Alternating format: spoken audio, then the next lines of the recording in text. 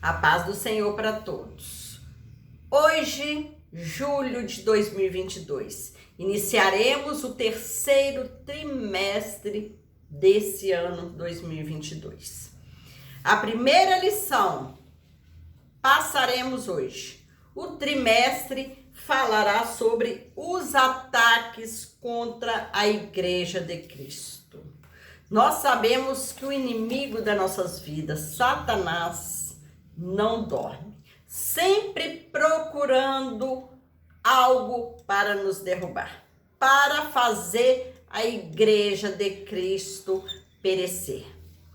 Mas somos guardados pelo sangue de Jesus e a palavra nos adverte a orar, vigiar, estudar a Bíblia diariamente, a estar sempre atento aos ataques do inimigo.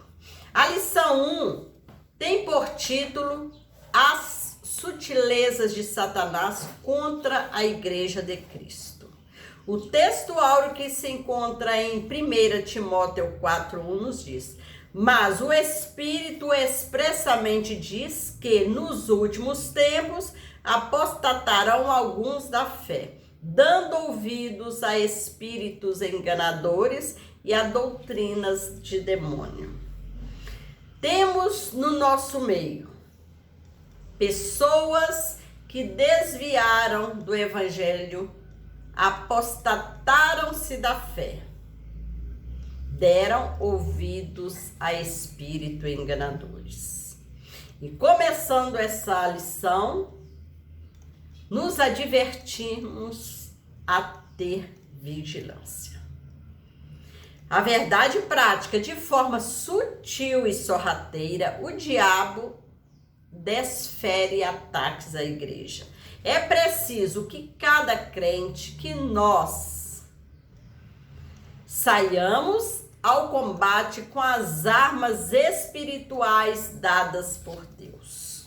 Armas espirituais que são oração, vigilância. O inimigo está pronto para o ataque.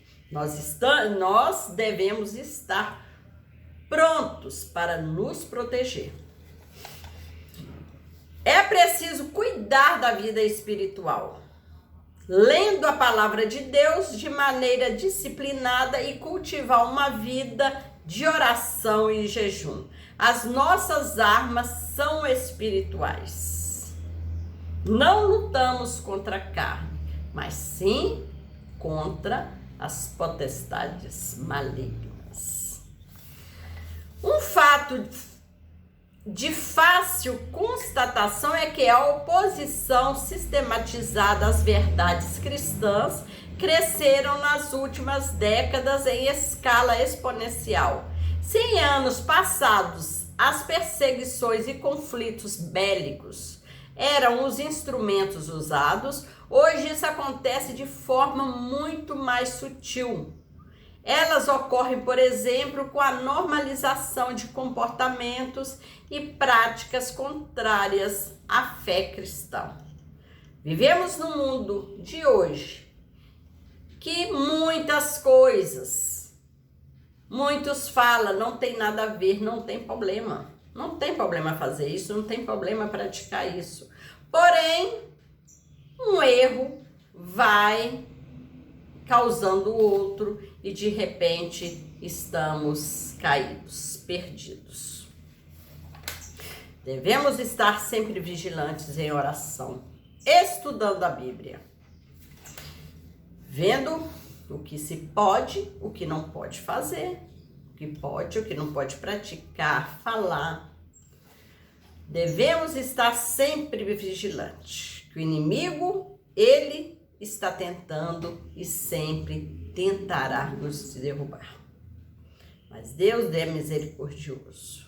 Um fato de fácil observação nas Escrituras é que Deus sempre manteve seu povo sob alerta. No Antigo Testamento, por exemplo, nada acontecia com o povo de Deus sem que fosse avisado. Os alertas e as advertências sempre vinham. Isso pode ser visto tanto em relação a pessoas quanto a grupos. E hoje não é diferente. Deus sempre, ele nos alerta. Devemos estar sempre sensível para ouvir a voz de Deus. Durante a monarquia, esses avisos e advertências vieram de uma forma muito mais intensa através do ministério dos profetas. Na sua primeira carta a Timóteo, Paulo escreveu sobre o grande alerta que o Espírito Santo dava à igreja. O Espírito expressamente, como está em 1 Timóteo 4:1.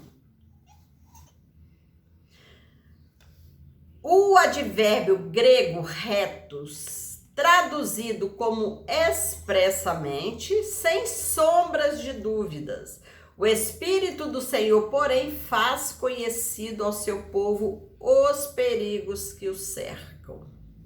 Deus sempre nos avisa a igreja do perigo. A sutileza de Satanás ao atacar a igreja de Cristo é um fato claramente revelado pelo Espírito Santo. Deus preveniu a igreja de que isso aconteceria. Não há razão, portanto, para surpresas. Foi previsto e registrado nas Escrituras. Além disso, além desse fato, o Senhor também mostra que isso aconteceria nos últimos tempos. A palavra nos adverte que vai acontecer, que está acontecendo os ataques de Satanás.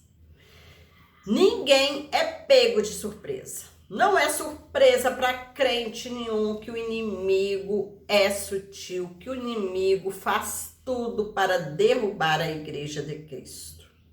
Não é surpresa. A palavra, ela fala que nos últimos tempos tudo ia acontecer. Mostra que isso aconteceria nos últimos tempos. E hoje estamos vivendo a reta final. Jesus está às portas para buscar a tua igreja. E o inimigo está pronto para atacar. Precisamos estar vigilantes, pronto, usando as armas que Deus nos deu. A expressão últimos tempos é uma referência ao período compreendido como sendo a era da igreja. Nesse aspecto, o apóstolo Pedro diz que o derramamento do Espírito Santo fazia parte dos eventos dos últimos dias. Atos 2:17. E de forma semelhante, o apóstolo Paulo descreve como os homens se comportariam nos últimos dias, 2 Timóteo 3, versículo 1-7. A precisão com que foram descritos esses sutis ataques de Satanás contra a igreja e não a referência a dia e a hora, deveria servir de alerta máximo para nós. Muitos brincam, mas o inimigo das nossas vidas, o diabo, não brinca. Ele não brinca, ele trabalha, porque o desejo dele é derrubar a igreja de Cristo. É derrubar, destruir as nossas vidas, destruir a nossa família. A profecia é bem clara e objetiva em descrever comportamentos, ações e práticas que marcariam esse tempo, que já é o final. Se o apóstolo Paulo, que viveu há mais de 2000 anos atrás, disse que já estava vivenciando os últimos dias, como ele diz lá em 1 Coríntios 10:11. O que a igreja pode dizer dessa presente época? Não estaríamos na reta final? Na última volta da corrida? E o inimigo sempre lutando, porque ele sabe que o final está chegando e ele quer nos destruir. Devemos usar essas armas poderosas que Deus nos deu. Oração, jejum. A Igreja de Cristo precisa estar em estado de alerta contra a sutileza de Satanás nessa reta final. Jesus está às portas, Jesus está voltando. Não há dúvidas de que é uma referência aos espíritos maus, aqui também chamados de demônio. Que o ataque é de natureza espiritual. Isso revela a natureza dos agentes envolvidos nos ataques que são feitos à igreja. Satanás e seus demônios, os maiores inimigos da igreja, são seres sobrenaturais. Nesse sentido, podemos também dizer que a natureza desse ataque é espiritual. De fato, ao escrever aos Efésios, o apóstolo Paulo disse que a nossa luta não é contra a carne ou sangue, mas contra os principados e potestades do mal. Aqueles que já se deixaram ser usados pelo inimigo, o inimigo usa eles para nos atacar. Devemos sempre lembrar que a nossa luta não é contra a carne, nem contra o sangue, mas sim é uma luta espiritual. Devemos estar sempre vigilantes, porque esses ataques acontecem e vão acontecer nas nossas vidas, porque é a Bíblia que diz, é a palavra de Deus, e Deus nos adverte. Por isso o crente tem que estar em vigilância. O crente tem que estar sempre em oração, estudando a Bíblia, refletindo, meditando na palavra de Deus. O ataque é de natureza moral. Outra coisa a ser levada em conta sobre a natureza do ataque à igreja, que revela a sutileza do diabo. Esse também é um ataque moral. O apóstolo faz referência a pessoas que se comportam de forma hipócritas e também são mentirosas. Esses comportamentos se encontram na esfera moral. Na verdade, a hipocrisia e a mentira são manifestações inversas das atitudes morais cristãs, da autenticidade e da verdade. A operação do erro sempre trabalha com a falsidade e o engano. Paulo também demonstra a esfera moral desse ataque quando faz referência àqueles que têm cauterizada a sua própria consciência. O crente não pode mentir, o crente tem que ser transparente, o crente deve dizer somente a verdade. O crente não pode viver de engano, enganando aos outros, sendo hipócritas, falando uma coisa e vivendo outra. Crente não pode mentir. A mentira é do inimigo das nossas vidas. O termo cauterizada a sua própria consciência é uma referência à capacidade humana de julgar, de entender o certo e o errado. Em outras palavras, é a faculdade humana por meio da qual se distingue o que é moralmente bom ou ruim. Uma consciência cauterizada, se a consciência já foi cauterizada, significa que a pessoa se tornou insensível para julgar entre o certo e o errado. Isso tem acontecido e acontece. Que a pessoa serve ao Senhor por vários anos e se deixa ser enganado pelo inimigo. Começa um errinho aqui, um errinho ali, e vai cauterizando a sua consciência. Por final, fica com a consciência tão cauterizada que ele fica insensível, já acha que nada tem a ver, que não tem problema, já não é capaz de julgar o que é certo, o que é errado. Isso acontece e se apostatam da fé. Podemos classificar o ataque de Satanás a partir de duas naturezas, né? Que é a sobrenatural e a moral. A esfera religiosa. É importante tratarmos aqui nas esferas que esse ataque ocorre. Em primeiro lugar, o apóstolo mostra que ele acontece na esfera religiosa. Acontece, portanto, na esfera da igreja. Isso fica claro quando Paulo diz que apostatarão alguns da fé, como já falamos. Não há dúvida de que o apóstolo está se referindo a cristãos professos que sucumbiram ao ataque do inimigo, que se deixaram levar pelo engano. E o que é pior, agora estão a serviço do inimigo. O alvo agora desses cristãos é derrubar a igreja, é falar mal da igreja.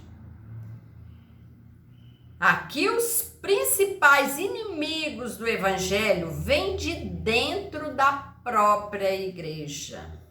Não é de admirar que as pessoas que mais causam danos e escândalos aos evangelhos sejam aquelas que já lutaram em suas trincheiras, aquelas que já pregaram o evangelho, que já trabalharam para o Senhor. Hoje estão caídos a serviço do inimigo e lutam para derrubar os que estão servindo ao Senhor. Contudo, por alguma razão, eles abandonaram a fé, deixaram-se levar, se enganar pelo inimigo e se tornaram o inimigo da igreja. Certamente todos já conhecem alguém assim. Alguém que antes foi um servo fiel, servia o Senhor, se deixaram levar pelo pecado e hoje se tornaram inimigo da igreja. Contribui, estão a serviço do inimigo e faz de tudo para derrubar os crentes, para atacar a igreja de Cristo que somos nós, que são os crentes que estão perseverando, lutando para permanecer em pé. Que o Senhor possa continuar tendo misericórdia e que nós possamos estar sempre vigilantes, sempre em oração para não cairmos em tentação. A esfera social, outra esfera do ataque de Satanás à igreja é a social. Isso pode ser visto na expressão de Paulo, proibindo o casamento. 1 Timóteo 4:3. É uma forma de dizer que o diabo se opõe à família. O diabo, ele tenta destruir a família. Destruindo a família, atinge também a igreja. Sem dúvida, a família é uma das mais importantes instituições sociais que existe, se não a mais.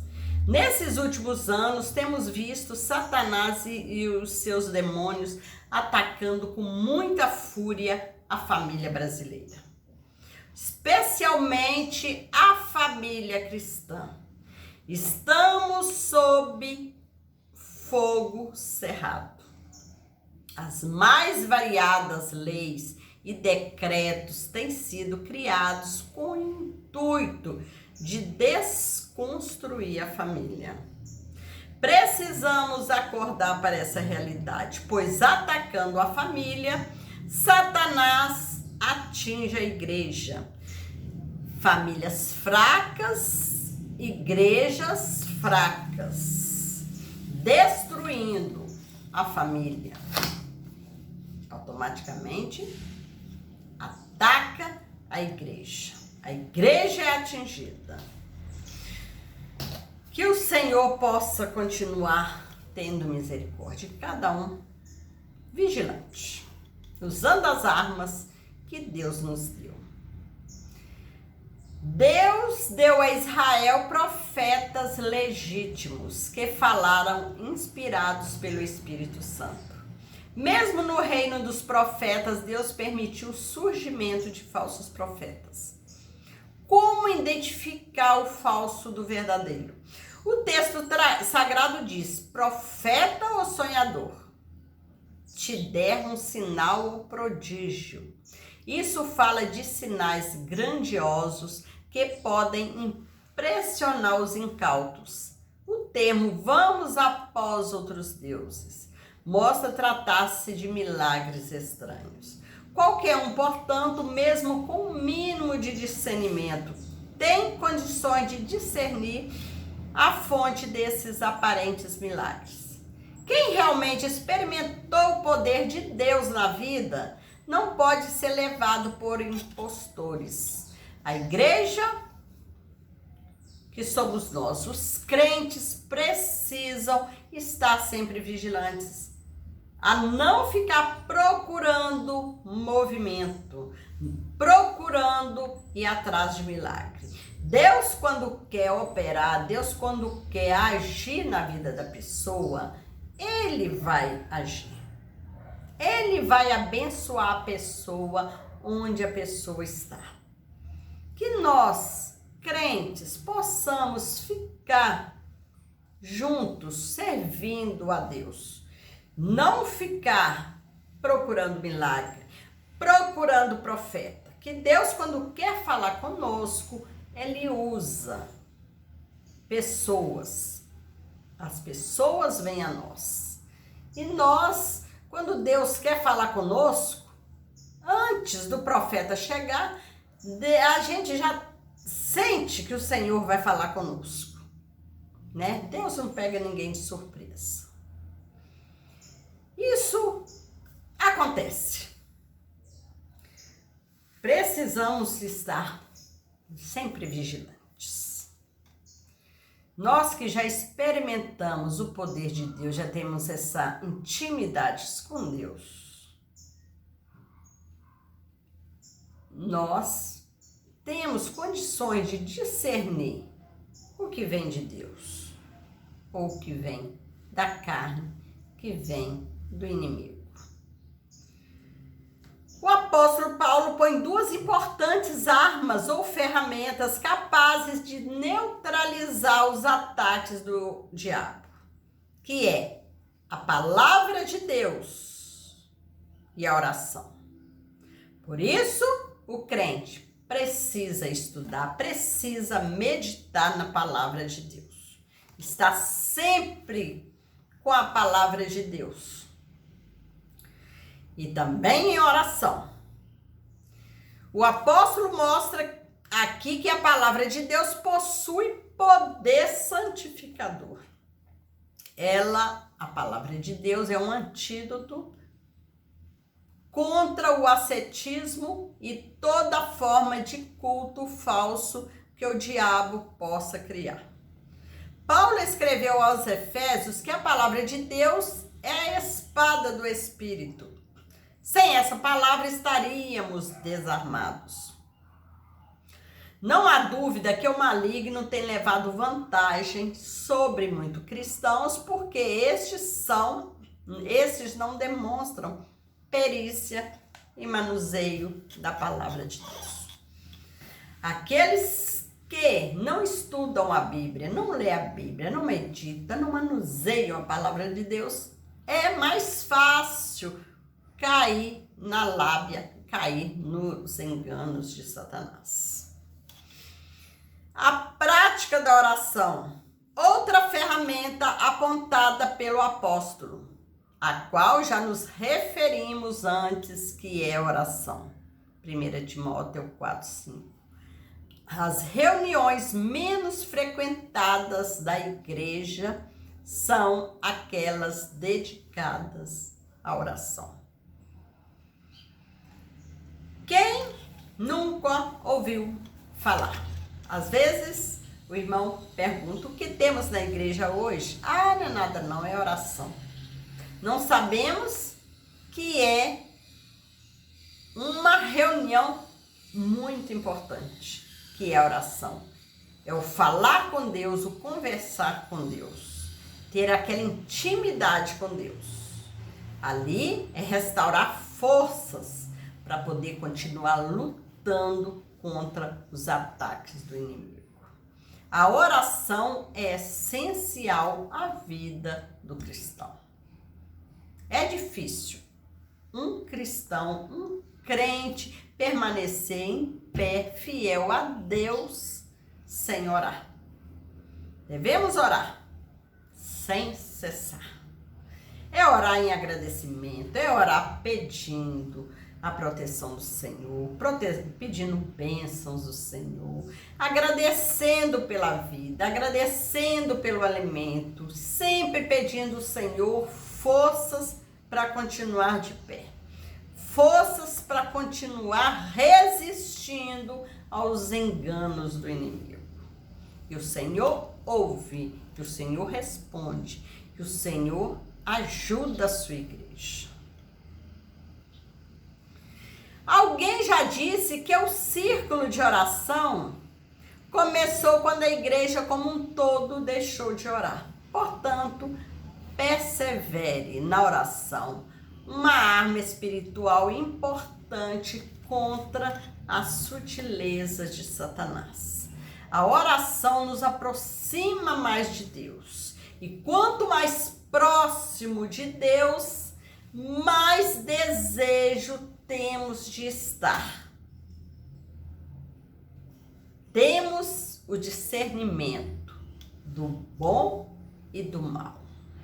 Estamos procurando força, buscando forças no Senhor para resistir ao pecado, que o pecado está nos rodeando. Bandejas e bandejas de coisas mundanas estão sendo oferecidas a nós.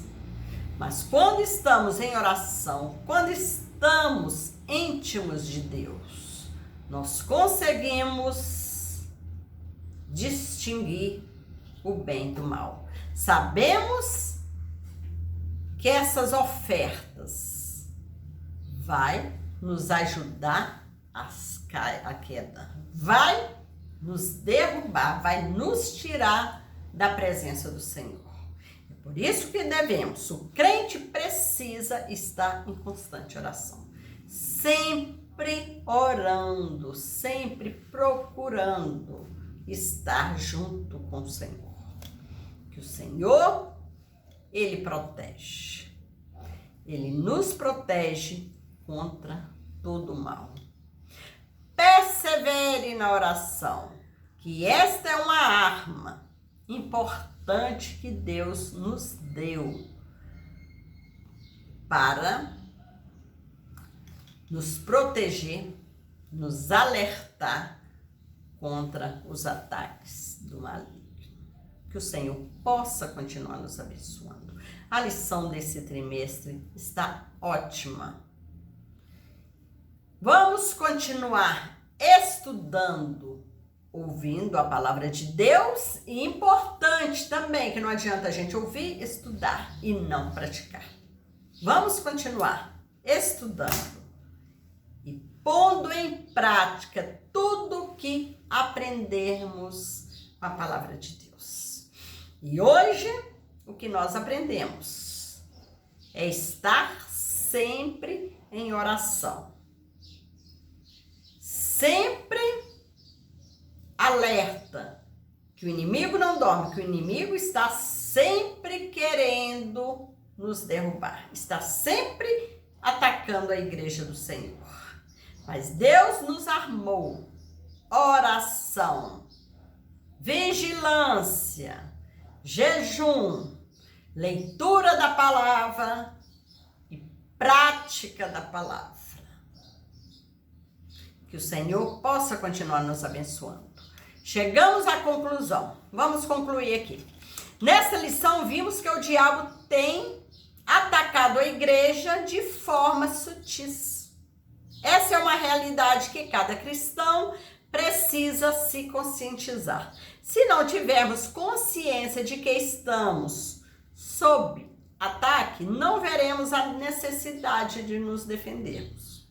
É preciso, portanto, conhecer a natureza desse ataque, a esfera na qual ele ocorre e, o mais importante, munir-se das armas espirituais para ganhar essa guerra. De nós mesmos, sem oração, sem jejum, sem vigilância, sem a presença do Senhor, é impossível vencer os ataques do inimigo. A palavra de Deus nos adverte. Vamos continuar. Que o nosso alvo é chegar ao céu. O nosso alvo é descansar eternamente ao lado do Senhor. É ir para o céu. Descansar nossa alma. Livrarmos, né, quando Jesus voltar, morar num lugar onde não há mais dores, não há aflições, não há nada de ruim, só gozo e alegria. E é para lá que nós estamos lutando para ir. E o inimigo, ele não quer que a gente vá, porque ele já perdeu esse direito. Mas nós vamos continuar, que esse mundo é passageiro. Aqui tudo passa. Somente a palavra do Senhor permanecerá. Fiquem com Jesus. Que o Senhor possa continuar nos abençoando, nos guardando. E nós, sempre vigilantes, oração e praticando a palavra do Senhor. Deus te abençoe.